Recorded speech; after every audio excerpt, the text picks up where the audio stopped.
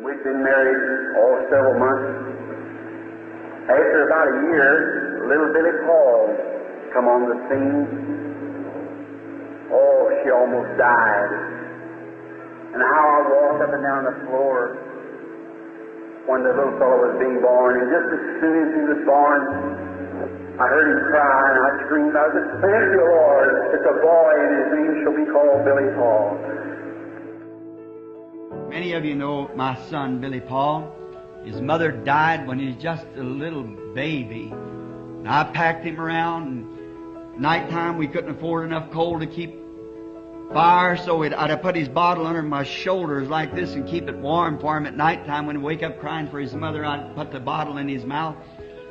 And she asked me when she was dying, always stick with Billy. We've been real chums. And so everywhere I go, I take Billy, and he's stuck with me. Well, I could take this opportunity to greet you. I don't get this opportunity much anymore. As you get a little older, you can't do the things that you used to do. You want to, and in your heart. But one thing I want you to know, that I love you, and I pray for you daily. And I know that you pray for me, because that's why I'm here today. Truly, we're a blessed people. And I just want to take an opportunity to say God bless you. And over the many years that I have known you and have worked with you, when Dad was here and now in the work with Brother Joseph, and it's just an honor to call you my friend. And you know, there's words you can't say, but I just trust that this little greeting will be a blessing to you, just to say I love you and that you can feel it from your heart. You know, Brother Branham said we could talk too much, we could sing too much, we could shout too much, but we could never pray too much. And each day, Brother Branham told me, he said, when you come in the office, Billy, he said, I want you to do my mail. And I said, Daddy, I don't even know how to turn on the typewriter. He says, the Lord will be with you. He said, he told me he wants you to do that for me. And I said, okay. He said, no matter if you've got one letter or you've got 1,000. He said, the first thing you do is kneel down and pray and lay your hands on the mail and ask the Lord to help you that day. And he said, don't you answer any Bible questions. Don't you answer for me.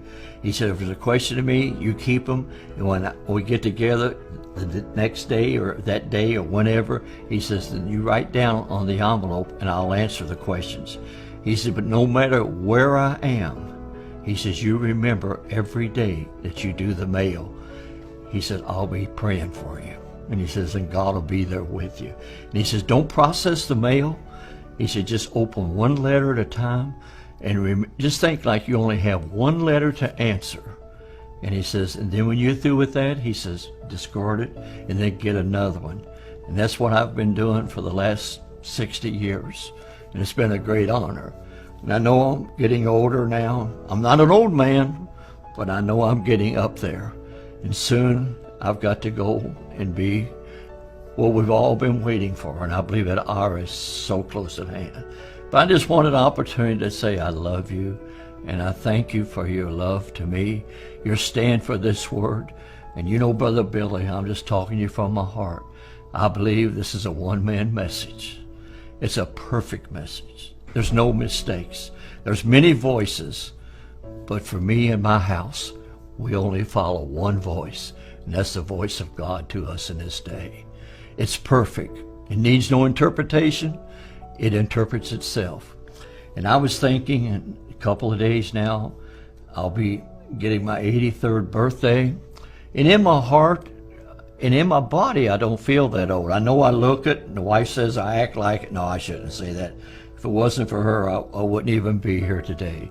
But it's just the idea of being able to express yourself.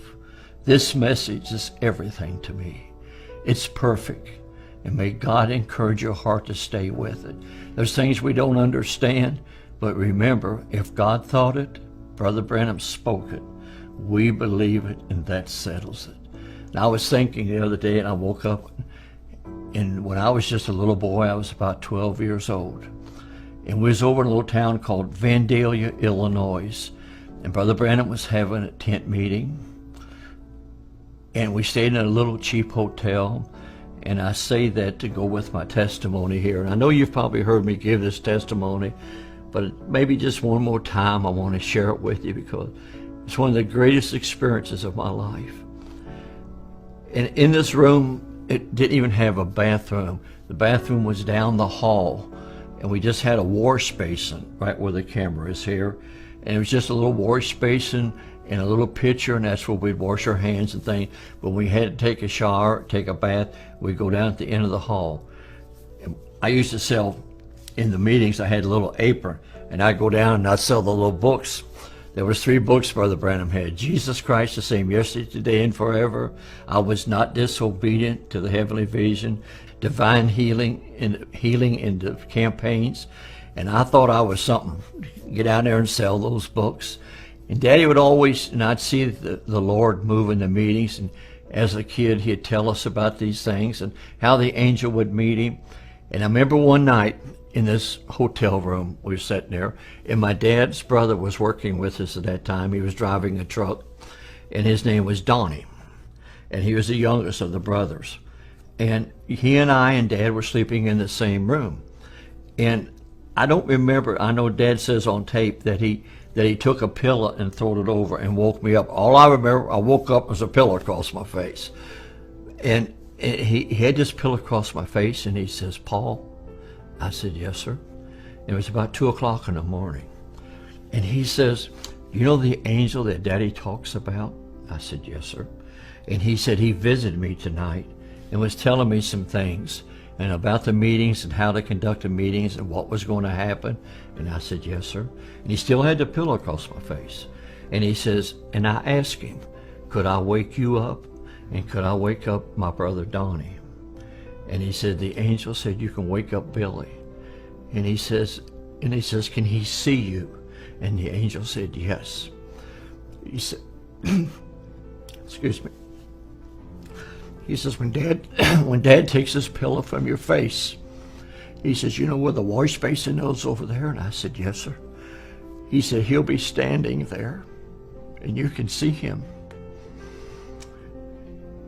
And I said, "Okay." Remember, I was just 12 years old. And he took the pillow from my face, and I thought it'd be an angel with wings flying around, but it wasn't like that. There stood a man in that room dressed in pure white, and he had his arms folded like this, hair down to his shoulders. He just stood there. One thing it was so outstanding to me, he never spoke a word, but he'd look around the room, but his eyes was totally focused on my dad. Every move was watching my dad. And I can see him yet now, them eyes just going around the room. He'd look at me, and he'd look over at my uncle, and he'd look back around like that. He'd move his head a little bit, but his eyes never left Daddy's eyes. And I grabbed Daddy, because I didn't know. It was a man standing in the room over by the window. And I'll never forget, Daddy told me, he said, "Don't be scared, son." He said, "He's sent from the presence of Almighty God. And he says, he won't harm you. He says, he'll be a blessing." Now watching, he just held real close, and Daddy held me. And he went from that being of a man, just as Brother Branham describes him, into, I'm not going to say a pillar of fire. It was like a mist, a light, a vapor. He just kind of vanished. And he went out the window, right out the room like that. And when he left, a rainbow come right in the same window and hung in that room for hours. At midnight, 2 o'clock in the morning, dark room, but he stood there, and that rainbow stayed in the room. I felt a presence, and I asked my dad later, I said, "Why did that happen?" And he said, "Because I wanted you to see him." He said, "God called you to work with me, Billy, and I wanted you to see him and to know what Daddy was telling you was the truth." Not that I doubt it, but it was just such an experience, such a wonderful experience. And all through my life, I traveled, and my job was to get Daddy in and out of the meetings. And, sometimes I'd let him stay too long, and sometimes I'd take him too quick. And, young boy, but I kept doing what he said. And I'd give out the prayer cards, and I'd bring the people up to him. And sometimes I'd let him stay too long, and he'd say, Billy, you let me stay too long tonight. He says, tomorrow night you don't give out prayer cards because Dad's too tired. Well, I'd go home and I'd cry. I'd be so upset because I messed up the next night's meeting. Then sometimes I'd take him too quick. He'd say, you could let me stay a little longer. No, it was just a hard time. But what a wonderful time. I've seen the people, just any disease. I was thinking the other night, you know, you watch the news, they call this disease that, and they change the name, but it's all the devil. It's all the devil. But when the angel met him, he said, if you get the people to believe you, nothing will stand before your prayer, not even cancer. And I'm a witness to you today that he's the same yesterday, today, and forever.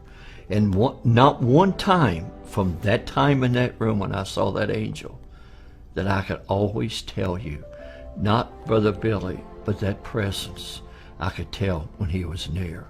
Even before Daddy would say, you know what, I'm waiting for something. I might be down in the audience working the prayer line, ushering, whatever I might be doing, but I could tell exactly when that angel comes to the platform. Before Dad sometimes even said, he said, he's here. Well, I knew he was. So it didn't make a difference what diseases was. I knew when they left it was going to be well. But he said, if you get the people to believe you. And I was telling someone the other day, I said, I've seen them bring them in well. And they sit there and make fun. And they pack them out dead. I've seen them pack them out paralyzed. And I've seen them bring them in on a stretcher, and they would be dead. And I've seen them walk out alive and well. Only believe. So I just wanted to say, God bless you. And I'd like to just leave my little greetings to you in this. If I don't see you in person, I'll meet you on that day. And I had the privilege when he was here to have the interviews for him, to set him up. I don't know how it's going to be over there. I just know I'm going to be there by his grace. And I said, God bless me above any man. First of all, he let me be his son. He chose me. And then he let me be a son of a prophet, and to be a brother of a prophet, and to have worked with both of the prophets in my lifetime. Truly, I've been a blessed man. All we have to do is push play and obey. God bless you. And remember, if God thought it, Brother Branham spoke it, I believe it, and that settles it. God bless you.